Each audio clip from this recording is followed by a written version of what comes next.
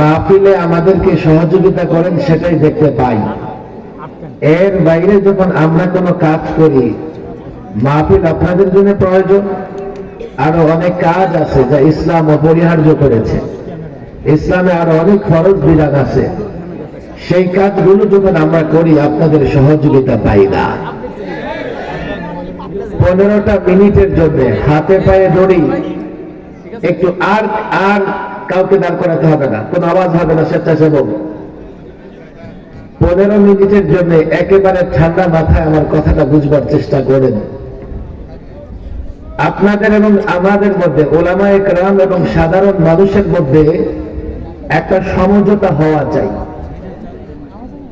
মত বিনিময় হওয়া চাই, বা বলতে পারেন একটা চুক্তি হওয়া চাই, একটা মিলের জায়গা হওয়া চাই যে আমরা এই বিষয়গুলোতে কখনোই একজন আরেকজনের প্রতিপক্ষ হব না, একজন আরেকজনের বিরুদ্ধে লড়াই করব না। কথা ঠিক না বেঠিক? ঠান্ডা মাথায় না বুঝলে হয়তো আমি আপনাদের কথা বুঝাতে পারবো না। নেত্রকোনার মানুষ আমি জানি, ধর্মপ্রাণ মানুষ, আলেম ওলামাদের আপনারা মহব্বত করেন, ভালোবাসেন। আমরাই আসলে সময় দিতে পারি না। এবছর নেত্রকোনায় কোনো প্রোগ্রামে আসতে পারিনি। গতবার বেশ কয়েকটা প্রোগ্রামে এসেছিলাম। অনেক কষ্ট হয় সফর, জার্নি, বিশেষ করে রাতে আর ঢাকা ফেরা যায় না, এত কুয়াশা পড়ে নেত্রকোনায়। আমি আপনাদের কাছে এমন কিছু বিষয় তুলে ধরতে চাই যে বিষয়গুলোতে আপনারা এবং আমরা একমত। এক একটা বিষয় মনে রাখবার চেষ্টা করবেন। আমরা সবাই, আমি, আপনি, আপনারা দুনিয়ার কল্যাণ এবং আখিরাতের মুক্তি চাই। কথা ঠিক না বেঠিক? ভোলা যাবে না, কিন্তু মনে রাখতে হবে। 1 নাম্বার সমঝোতা, 1 নাম্বার ঐক্য, 1 নাম্বার মিল, 1 নাম্বার চুক্তি বলতে পারেন, সেটা হচ্ছে আমাদের আপনাদের ভেতরে কোনো দ্বিমত নেই, কোনো মতানৈক্য নাই। আমরা সবাই দুনিয়ার কল্যাণ এবং আখিরাতের মুক্তি, অর্থাৎ জাহান্নাম থেকে নিজেকে মুক্ত রেখে জান্নাতে বেঁচে যাই। কথা ঠিক না বেঠিক?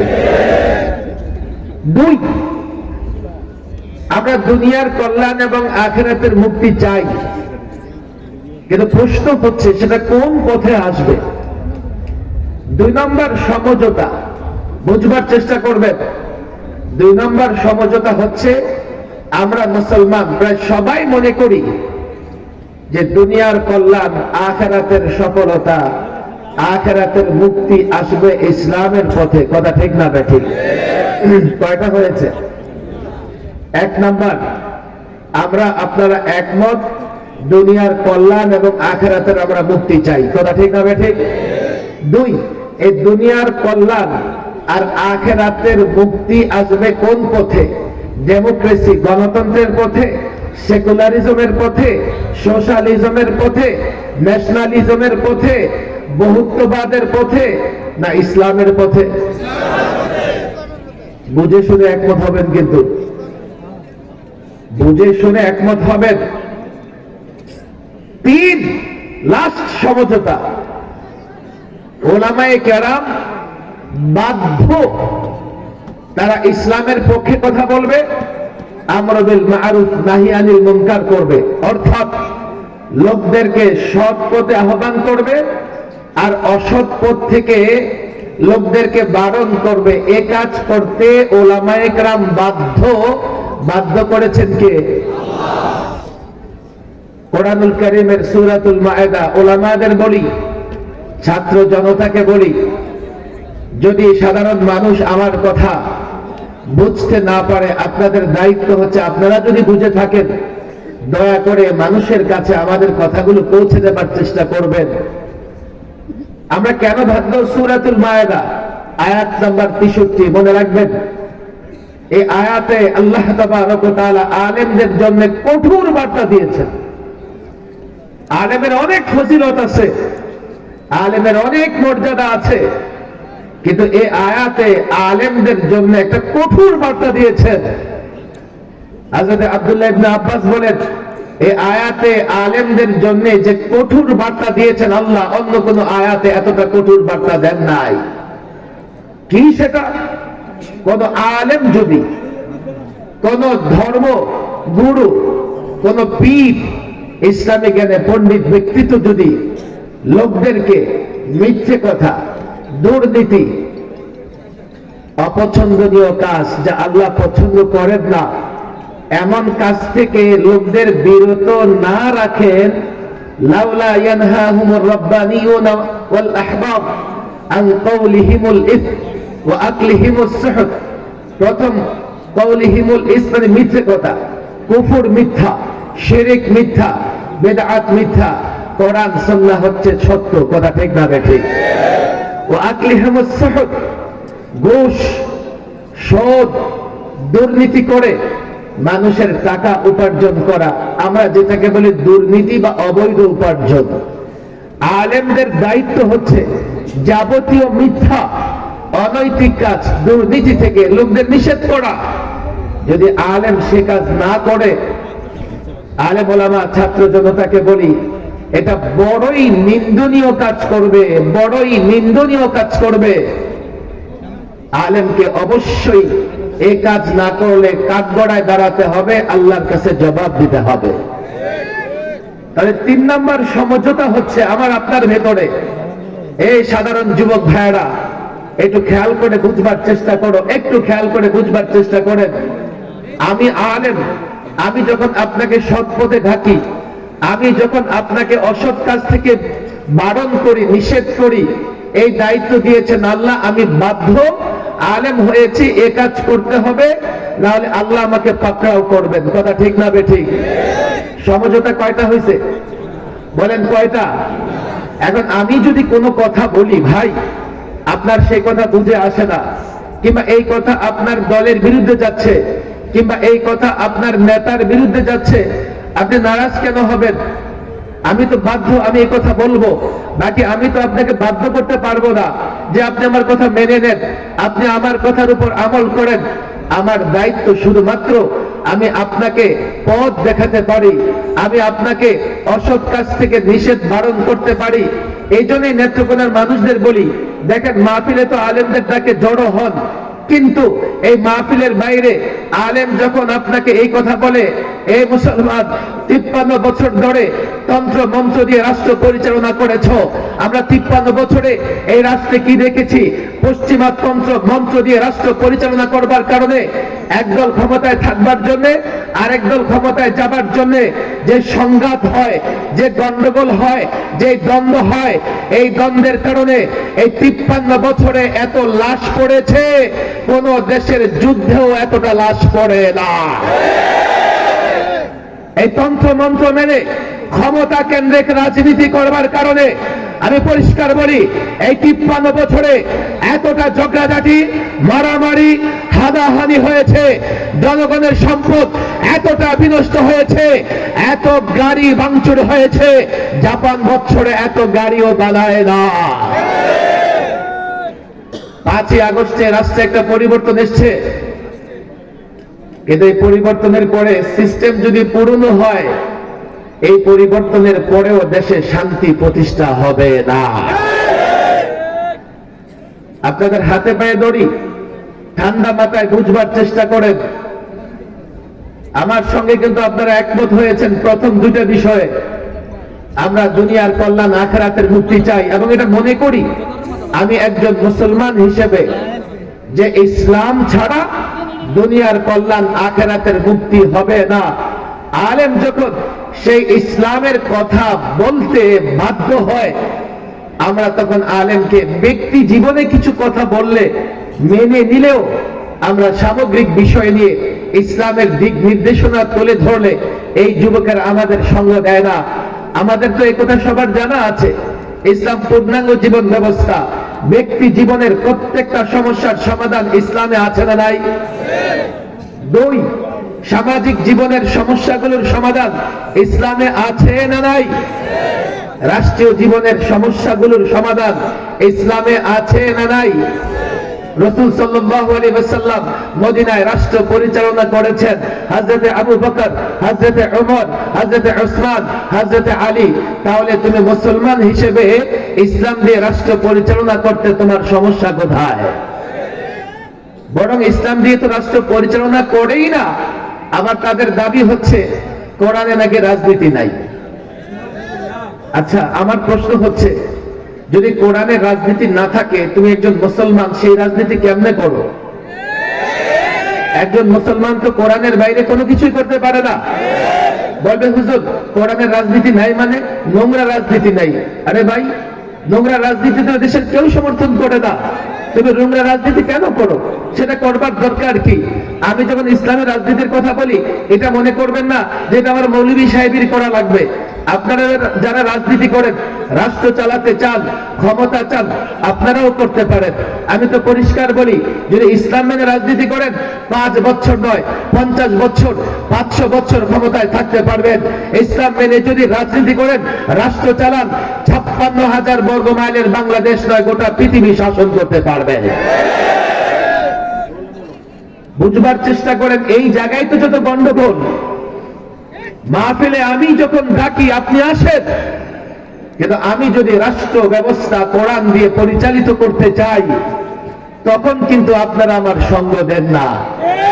এই জন্য সমঝোতায় আসেন, চুক্তিতে আসেন, বুঝবার চেষ্টা করেন। আমি বাধ্য, যেহেতু ইসলাম পূর্ণাঙ্গ জীবন ব্যবস্থা, আমি ইসলামের সব দিক নিয়ে আলোচনা করতে বাধ্য। আপনি মুসলমান হলে আপনিও ইসলাম মেনে চলবেন, আপনিও কোরআন সুন্নাহ মেনে চলবেন। যদি আমার আপনার মধ্যে সমঝোতা না হয়, আপনি মুসলিম দাবি করবেন, আমি ইসলামের কথা বলবো, তো আমার আপনার মধ্যে গন্ডগোল বেঁধে যাবে। কথা ঠিক না ঠিক? আমি নেত্রকোনার এখানে হাজারো আলেম, হাজারো ছাত্র ভাইয়েরা জমায়েত হয়েছেন। আমি মনে করি এই জায়গায় যদি আলেম ওলামা এবং সাধারণ মুসলমান যুবকদের ভেতরে একটা চুক্তি হয়ে যায়, একটা সমঝোতা হয়ে যায়, সারা বাংলাদেশে ইসলাম প্রতিষ্ঠা করা যাক আর না যাক, নেত্রকোনায় ইসলাম প্রতিষ্ঠিত হবে, কেউ ঠেকাতে পারবে না। হাতে পায়ে ধরে এই জন্যই বলছি, দেখেন আমি গত 16 বছরে 3 বার সরকারি মেহমান ছিলাম। সর্বশেষ 21, 22, 23 একটা অংশ ওই পলাতক সরকার ইচ্ছে মতো আমাকে মেহমানদারি করেছে। শেষবার 2.5 বছর মেহমানখানায় অনেক কষ্ট ভোগ করতে হয়েছে, স্বীকার করতে হয়েছে। তো একটা প্রশ্ন বারবার আমি তাদের জিজ্ঞেস করেছি, আমার অন্যায়টা কি বলো? বলো, মাছি মেরেছি, মশা মেরেছি, গাড়ি ভাঙচুর করেছি, বলো অন্যায়টা কি? তাদের কথাবার্তা থেকে কয়েকটা অন্যায় আমার সামনে যা স্পষ্ট হয়েছে। আমার অন্যায় ছিল, আমি যত্র তত্র মূর্তি স্থাপন করে এই মুসলমানদের যুবকদের ঈমান ধ্বংস করার যে ষড়যন্ত্র, তার বিরোধিতা করেছি। একটা বিষয় স্পষ্ট দেখেন, আইন শৃঙ্খলা বাহিনী এখানে আছে, আমাদের অবস্থান বারবার স্পষ্ট করেছি। যারা যে সমস্ত ধর্মের লোকেরা মূর্তি পূজা করে, তারা তাদের ধর্ম পালন করতেছে, আমরা কাউকে বাধা দেই না। এবং বাংলাদেশে সংখ্যালঘু বা অমুসলিমরা শুধু নিরাপদ নয় জামাই আদরে বসবাস করে। 2-4 জায়গায় তারা যদি আক্রান্ত হয়, সেটা ধর্মের কারণে না, সেটা কোনো রাজনৈতিক কারণে কিংবা কোনো স্বার্থ কেন্দ্রিক কারণে। আমরা অনেক জায়গায় সংখ্যালঘু যখন আক্রান্ত হয়েছে, নিজেরা গিয়েছি। কেন আক্রান্ত হবে? ইসলাম সাম্প্রদায়িক সম্প্রীতির ধর্ম, সম্প্রদায়ে সম্প্রদায়ে মারামারি ইসলাম সাপোর্ট করে না। বাংলাদেশ সাম্প্রদায়িক সম্প্রীতির দেশ, তাহলে কেন মুসলিমদের উপর আক্রমণ হবে? ইসলামের সৌন্দর্য হচ্ছে দাওয়াত দিয়ে মানুষকে ইসলামের যে শান্তির বিধানগুলো মানুষের সামনে পেশ করে তাকে ইসলামের ছায়াতলে নিয়ে আসা। জবরদস্তি করে কাউকে মুসলমান বানানো, এটা মুসলমানদের কাজ না, এটা হচ্ছে পৌত্তলিক সনাতনী ধর্মের লোকদের কাজ। আজকেও সামাজিক যোগাযোগ মাধ্যমে ভারতের এক ভিডিও ভাইরাল হয়েছে।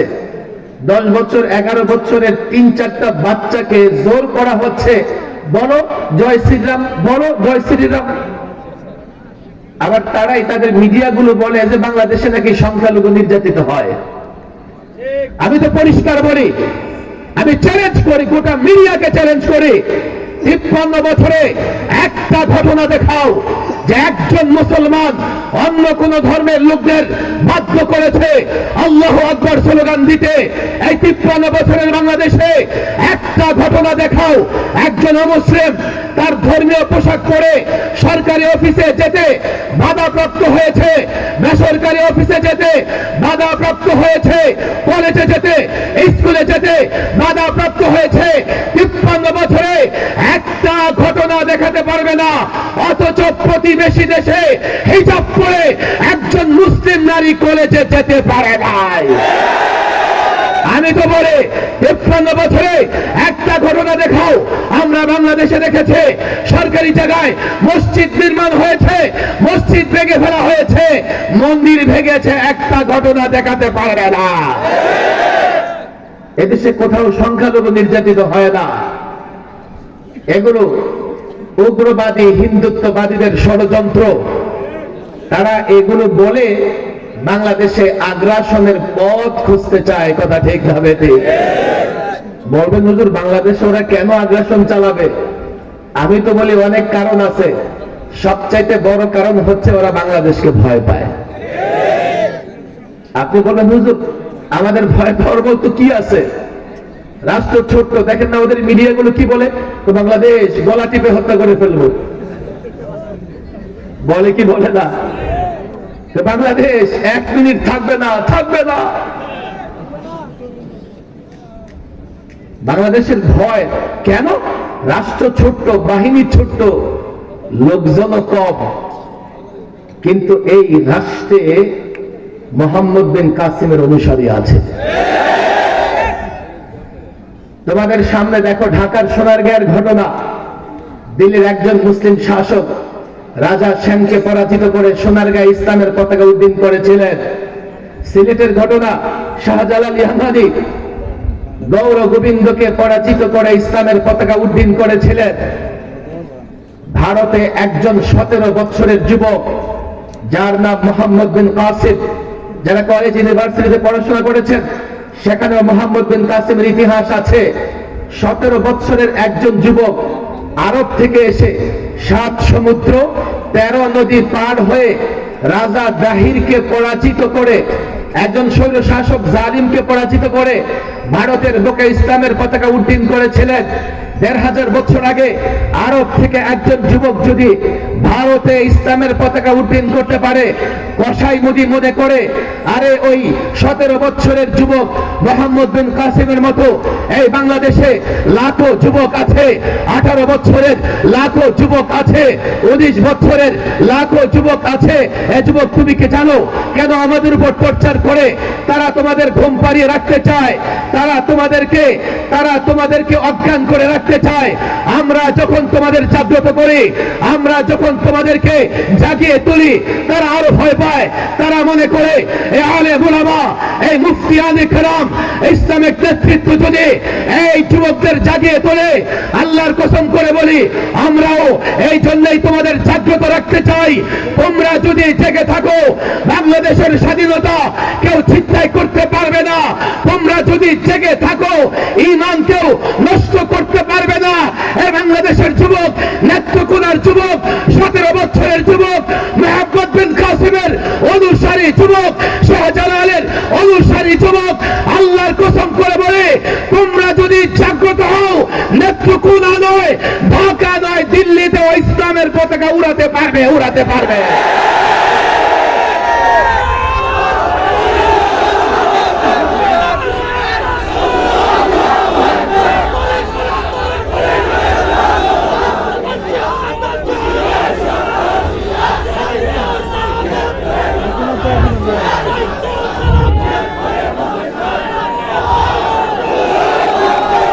আমি তো পরিষ্কার বলি, আমরা যতটা না তাদের আগ্রাসনের ভয় পাই, তারা ততটা আমাদেরকে নিয়ে ভয় পায়। এর বড় একটা কারণ হচ্ছে তাদের এই 53 বছর ধরেই আমাদের উপরে তারা নানাভাবে টর্চার এবং জুলুম করেছে। বলবেন হুজুর 71-এ ওনারা আমাদেরকে মুক্তিযুদ্ধে সহযোগিতা করেছে, ধন্যবাদ। আপনারা সহযোগিতা করেছেন, হাজার লাখ ধন্যবাদ। কিন্তু মনে রাখবেন, যুবক যদি পাশের বাড়ির ভাবিকে, পাশের বাড়ির বিধবা ভাবিকে কোন যুবক যদি সহযোগিতা করে, তো লোকেরা বলবে এই যুবক খুব ভালো। তোরা ঠিক না? কিন্তু পরবর্তীতে লোকেরা যদি জানে যে এই যুবকের মতলব খারাপ, এই জন্য বিধবা ভাবিকে সহযোগিতা করছে, তখন আর জাতি তাকে জুতা মারতে ছাড়বে না। বারবার তোমাদের ধন্যবাদ জানিয়েছি, কিন্তু এবারও 16 ডিসেম্বরে কসাই মোদি স্ট্যাটাস দিয়েছে, বাংলাদেশের বিজয় নামে কোনো কথা তার স্ট্যাটাসে নাই। সেটা নাকি ভারতের বিজয়, ভারতের সোলজারদের বিজয়, অথচ তারা বাংলাদেশকে 16 দিন সহযোগিতা করেছে। আর এদেশের মুক্তিযোদ্ধারা 9 মাস লড়াই করেছে, 16 দিন সহযোগিতা করে বাংলাদেশের বিজয় তাদের বিজয় বলে চালিয়ে দিচ্ছে। আমরা প্রতিবেশীদের সঙ্গে সুসম্পর্ক চাই, কিন্তু মনে রাখতে হবে এটা মর্যাদাপূর্ণ সুসম্পর্ক। আমাদের স্বাধীনতা, আমাদের ধর্ম পালনে যদি কোথাও আঘাত লাগে, তাদের সঙ্গে আমাদের কোনো সম্পর্ক থাকবে না। 3টা সমঝোতা হয়েছে, মনে আছে তো? নাকি কাল যখন ওলামায়ে কেরাম ইসলাম প্রতিষ্ঠার জন্য লড়াই করবে, আলেমদের মাথায় বাড়ি দিবেন, বলবে হুজুর সমঝোতা ঠিক আছে, আমাদেরকে একটু নোট খাইতে দেন অন্তত ভোটের সময়। আমি বলি না যে কোন দল নোট দেয় কোন দল দেয় না, তো যুবকদের আমি বলি, দেখো তোমাদেরকে যখন নোট দেয়, এটা তোমাদের দেয় না, বিনিয়োগ করে, ইনভেস্ট করে। যদি তুমি তোমার নোটের বিনিময়ে ভোট দাও আর তার চরিত্র না দেখো, যতদিন সময় পাবে তো তোমার কাছ থেকে এমন 1000টা নোট সে উসুল করে নেবে। এই জন্য তো বাংলাদেশে দুর্নীতি বন্ধ হয় না। আর গত 16 বছর যা দুর্নীতি হয়েছে, সুযোগও ছিল, মনে করছে আর কোনদিন আমাদের পতন হবে না, আপা গেলে আপার বোন আছে, আপার ছেলে আছে, আপার মেয়ে আছে, রাজতন্ত্র কায়েম হয়ে গেছে, আমাদের বিচার করবার কেউ নাই। এই জন্য বাংলাদেশ ব্যাংকের রিজার্ভ পর্যন্ত চুরি করে ফেলেছে। 22 লক্ষ কোটি টাকা পাচার হয়েছে। বাংলাদেশ এখন ঋণী আছে 18,35,000 কোটি টাকা। এ টাকা আপনাদের টাকা, কোন রাজনীতিবিদের টাকা নয়। এই টাকা আপনাদের কাছ থেকে উসুল করে নেওয়া হবে। আমরা এগুলো জানি না, আমরা এগুলো বুঝি না। আমি একটা কথা পরিষ্কার বলি, যারা দুর্নীতি করে তাদের কোনো দলীয় পরিচয় নাই। আপনার সরকারের হোক আর অন্য সরকারের হোক, বলবেন হুজুর সে তো একটা দল করে। হ্যাঁ, দলকে সাইনবোর্ড হিসেবে ব্যবহার করে বটে। আমি যদি দুর্নীতিবাজদের বিরুদ্ধে বলি, আপনার দলের লোক বলে আপনি নারাজ হবেন না। দুর্নীতিবাজের কোনো দল হয় না।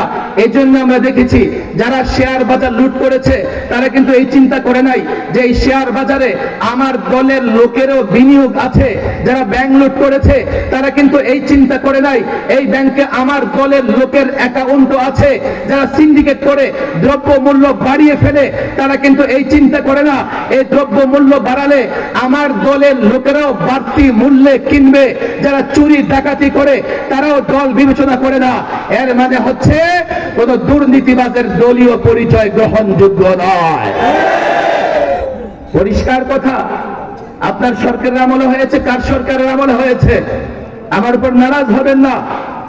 এই বাংলাদেশে 53 বছর চলেছে, আমরা দেখেছি একদিনের জন্য দুর্নীতি চুরি বন্ধ হয় নাই। হ্যাঁ, ছাত্র জনতার বিপ্লবের পরে দুর্নীতিবাজরা কিছুদিন ঘাপটি মেরে বসেছিল। আবারও জায়গায় জায়গায় দুর্নীতি আর চুরি চামারির খবর আসতেছে। কাল আবার না জানি বাড়তে বাড়তে আগের মতো দুর্নীতির লেভেল তৈরি হয়ে যায় কিনা। এই জন্য আমি আপনাদের কাছে বলি, আমরা চাই শুধু এই ক্ষমতার পালা বদল নয়, দেশ পরিচালনার সিস্টেম পরিবর্তন করা লাগবে। বাংলাদেশের সংবিধানে 4টা ইজম ছিল, মতবাদ ছিল। আমি বলি 4টা ধর্ম ছিল। বাংলাদেশ সংবিধান একমাত্র সংবিধান পৃথিবীর যেখানে অনেকগুলো ইজম, অনেকগুলো মতবাদ আছে, ডেমোক্রেসিও আছে, আবার সেখানে সোশ্যালিজমও আছে। অথচ সমাজতন্ত্র, গণতন্ত্র পরস্পর মারামারি করে। আবার সেখানে সেকুলারিজম, ধর্ম নিরপেক্ষতাও আছে। আমি যখন এই তন্ত্র মন্ত্রগুলোর সমালোচনা করি, যুবকদের হাতে পায়ে ধরি, তখন আপনারা কেউ বলবেন আপনি মনে হয় সাম্প্রদায়িক, আপনি মনে হয় জঙ্গি। অথচ দেখেন এই তন্ত্র মন্ত্রগুলো দিয়ে সমালোচনা করতে ইউরোপ আমেরিকা আছে। আমার দেশের রাজনীতিবিদরা ব্যক্তির সাথে এই তন্ত্র মন্ত্রগুলো নিয়ে এতটা বাড়াবাড়ি করে, এতটা পূজা করে, এগুলোর সমালোচনা সহ্য করে না। অথচ পশ্চিমা রাষ্ট্রগুলোতে গণতন্ত্রের সুফল কুফল নিয়ে বিতর্ক হয়। ধর্ম নিরপেক্ষতা নিয়ে আমি কথা বললে আপনারা আমাকে মৌলবাদী বলবেন, অথচ ধর্ম নিরপেক্ষতার বিরুদ্ধে সবার আগে কথা বলেছে খ্রিস্টান পাদ্রীরা। এগুলো মানব তৈরি ইজম বা মতবাদ। আমি এগুলোর কথা বলছি না। আমি আপনাদের সঙ্গে যে সমঝোতায় পৌঁছেছি, আমরা মনে করি দুনিয়ার কল্যাণ, আখিরাতের মুক্তি ইসলামের পথে আসবে। কথা ঠিক না বেঠিক? বড় আফসোস, আমি গত লাস্টবার যখন সরকারি মেহমান হই, 2.5 মাস রিমান্ডে ছিলাম। ঘুরে ফিরে তাদের এটাই প্রশ্ন, আমি কেন ইসলামী অর্থ ব্যবস্থার কথা বলি, আমি কেন রাসূল সাল্লাল্লাহু আলাইহি সাল্লামের আদর্শের কথা বলি।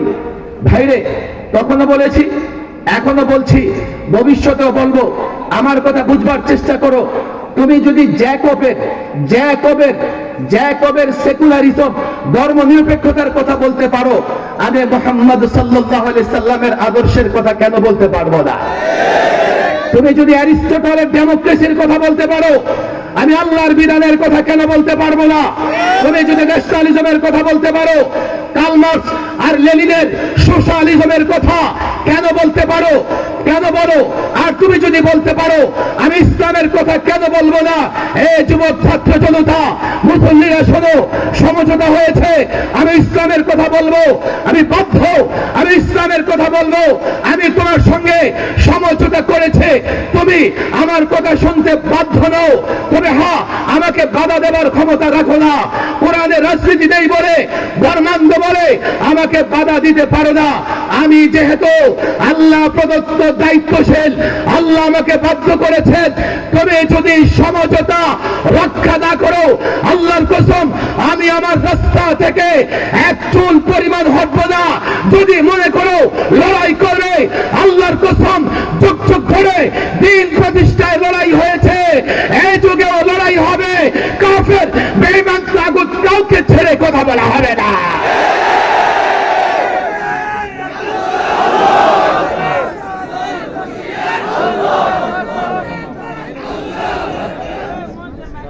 অনেক কথা, প্রচন্ড গরম, আমিও জানি।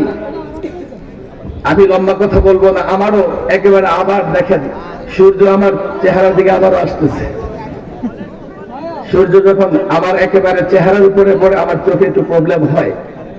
কথা আজকে বেশি না, আজকে আমাদের এবং আপনাদের ভেতরে এই যে সমঝোতা, এই যে চুক্তি হচ্ছে, মনে রাখবেন তো ইনশাআল্লাহ। করণীয় কি? 32 বছর আগে হযরত মুহাম্মদুল্লাহ হাফিজ হুজুর তওবার রাজনীতির ডাক দিয়েছিলেন।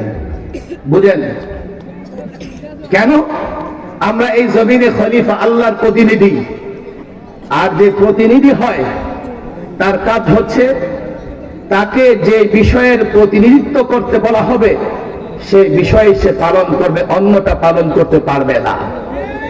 32 বছর আগে হাফিজ হুজুর রাহিমাহুল্লাহ এই রাজনীতিবিদদের আহ্বান জানিয়েছিলেন, আল্লাহর প্রতিনিধি হিসেবে, খলিফা হিসেবে খেলাফত, এই জমিনে প্রতিনিধিত্ব কায়েম করা, অর্থাৎ আল্লাহর বিধানগুলো বাস্তবায়ন করাই আমাদের দায়িত্ব। কথা ঠিক না ঠিক?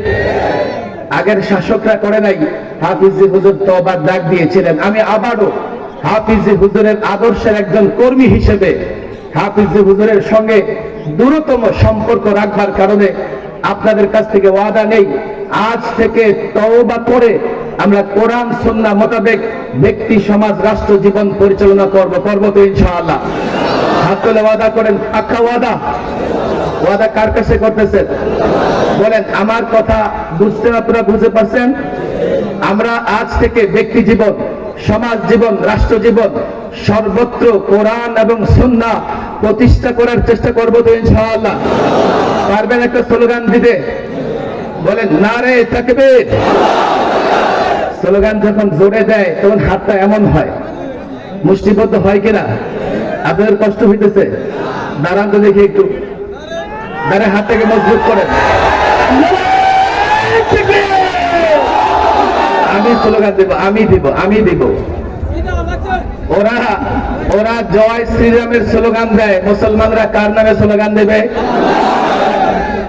ওই যে কি চিন্ময় ইসকনের সন্ত্রাসী, তার মুড়িদেরা রামের নামে স্লোগান দেয়, আমরা কার নামে স্লোগান দেব? আপনার মনে আছে বর্ডারে, এই কথা নাই আস্তে, এই যে বর্ডারে যখন পঞ্চগড়ে বাংলাদেশের সীমানায় ঢুকে সন্ত্রাসী গোষ্ঠী আক্রমণ করেছে, আপনারা দেখেছেন কিনা? একজন বুড়া মানুষ মাটির ডিলা লয়ে গেছে মারতে, আরেকজন যুবক হাতে কাঁচি নাকি এটা দিয়ে ট্যাঙ্কের সামনে দাঁড়ায় গেছে। আমি চিন্তা করলাম, কিরে ওদের এত সাহস কোত্থেকে আসলো?